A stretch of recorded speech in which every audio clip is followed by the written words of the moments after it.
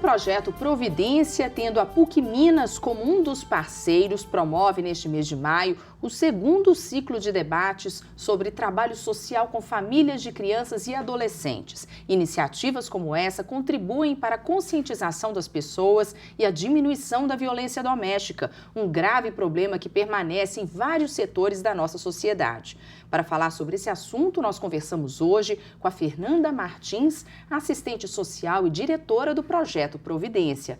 Fernanda, bem-vinda. Muito obrigada, Renata. Fernanda, é uma triste realidade ainda no nosso país e em todo o mundo a questão da violência doméstica. Quais as principais causas? Olha, a violência doméstica, infelizmente, faz parte da cultura do nosso país, né? Então, ela foi historicamente construída, né, sempre vista como uma forma de educação e permitida aos pais a violência. Até algum tempo atrás, ela era permitida no Código Civil. Hoje, no Estatuto da Criança e Adolescente, a partir da Lei Bernardo, né, ficou proibida a violência contra criança e adolescente. Vamos resgatar um pouquinho essa lei? Sim, a lei do menino Bernardo, né, ficou conhecida como menino Bernardo, em relação ao que ocorreu, né, não sei se vocês se recordam, né, da criança que foi morta, pediu socorro ao Juizado da Infância e Juventude e acabou no Sul, né, tendo, de certa forma, perdeu a vida por uma madrasta e também outras pessoas, né, que ajudaram, apoiaram no crime. Então, a partir desse fato que marcou o país, criou-se, né, dentro do Estatuto da Criança e Adolescente, alguns artigos que proíbem a violência doméstica de uma forma mais rigorosa, né, para combater esse crime. Hoje, por exemplo, o pai não pode bater no filho. Não, hoje não pode mais. É crime, né? Nem mesmo a palmada. Nós, profissionais, né, da área social, a gente, de certa forma, evita qualquer tipo de apoio à violência, até mesmo a palmada, porque num contexto de vulnerabilidade, ou de álcool, ou de droga, isso pode trazer um contínuo de violência e levar a criança a um espancamento e até mesmo à morte. O que acontece hoje nas diversas classes sociais que você percebe? Você desenvolveu uma pesquisa sobre esse tema. Sim. Gostaria que você falasse sobre essa pesquisa e também essa violência doméstica em todos os âmbitos da nossa sociedade. Olha, Renata, não existe né, a gente colocar que é mais frequente na classe social mais pobre, mais ricos, não. Infelizmente, a violência doméstica ela não tem classe social. Ela está presente em todos os ambientes, talvez mais visível nas regiões mais vulneráveis, porque você tem um posto de saúde, o conselho tutelar, você tem uma rede de proteção maior.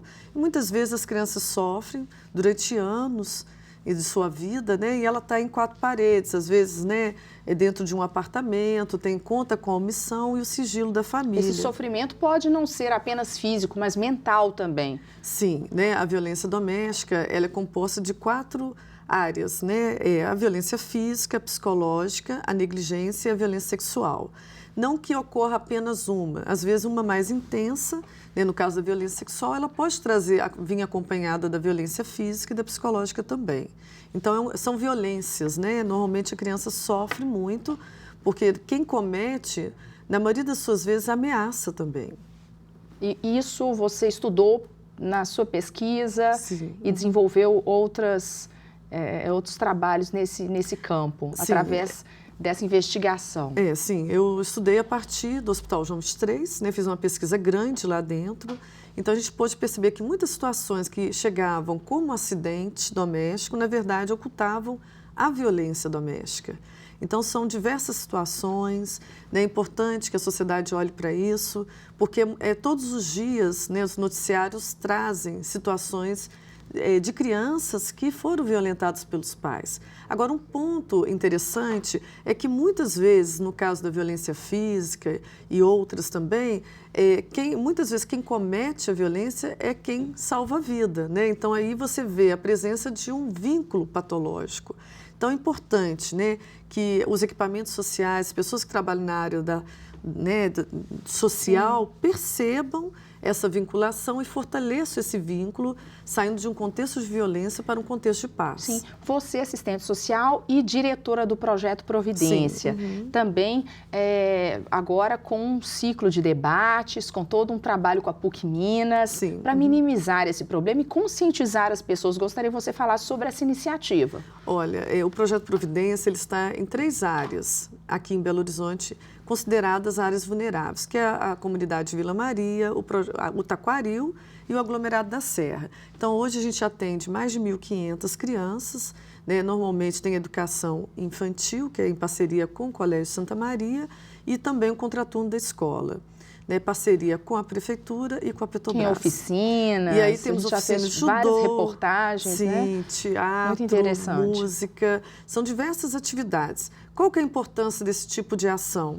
Né, que a criança tem a oportunidade, no contraturno da escola, de ir para algum local, né? Muitas vezes as mães, a gente tem uma maioria de mães, famílias monoparentais femininas, a mãe como arrimo de família, ela cuidando da família, não só a questão da educação, mas também a questão financeira. Principalmente nesse período de crise. Exatamente. Isso se agrava mais. Exatamente. E aí você tem um contingente grande de crianças também, adolescentes no trabalho infantil.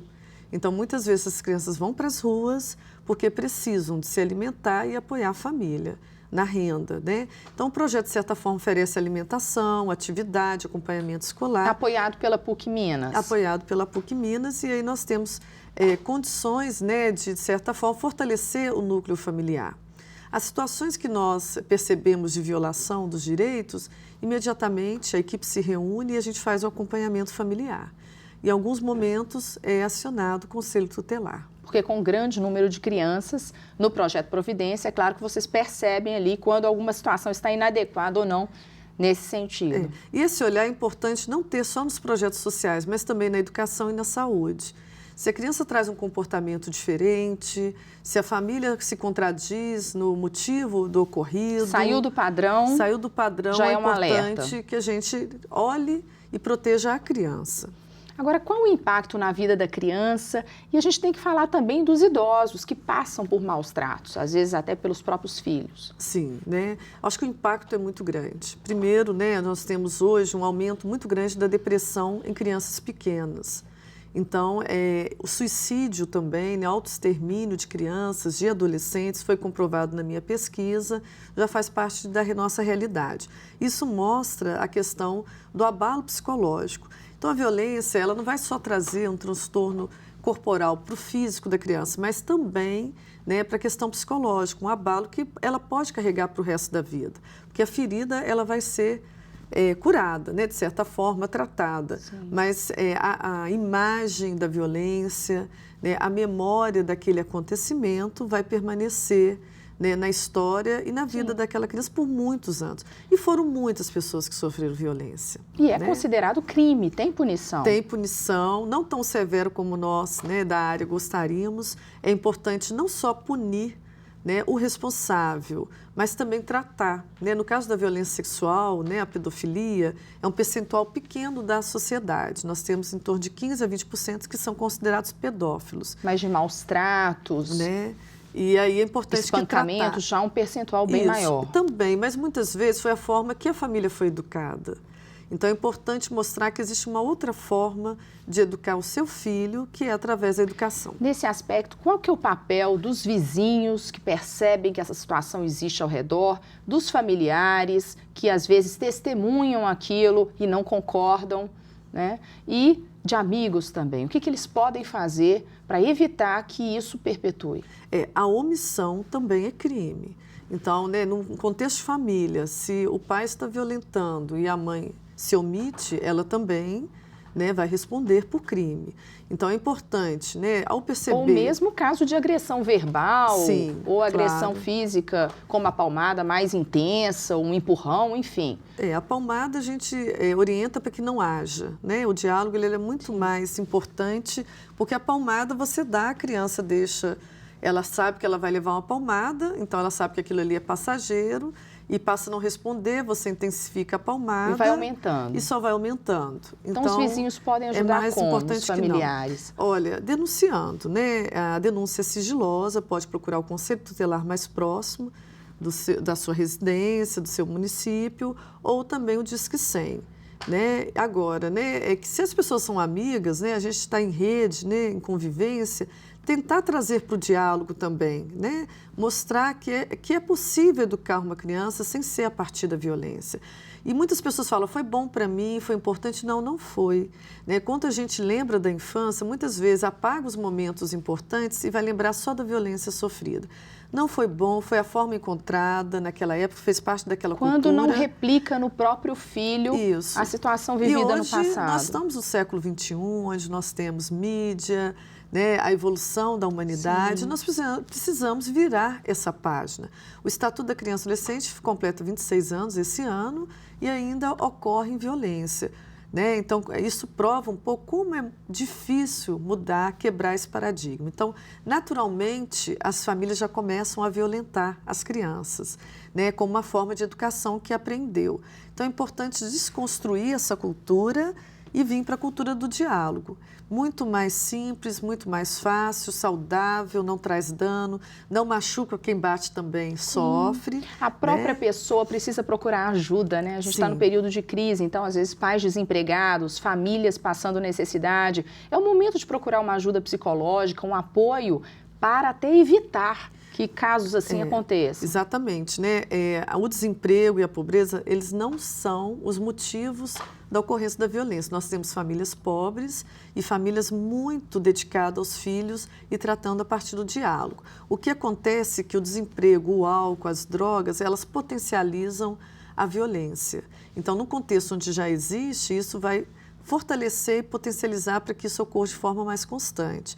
Então, nós precisamos, né, nos unir enquanto sociedade civil, organizada, governo, né, as pessoas, para proteger nossas crianças. Que futuro que nós vamos ter, né, de certa forma, violando direitos? Que adulto vai ser esse? Que sociedade é essa que nós estamos esperando ter? E denunciar no Disque 100, né? Exatamente. Muito obrigada pela sua presença aqui hoje. Não, foi um prazer. Muito obrigada também. O Horizonte Notícia Entrevista termina aqui. Gostou do programa? Se quiser rever essa ou outra entrevista, é só acessar o nosso site. O endereço é tvhorizonte.com.br. Até o próximo programa.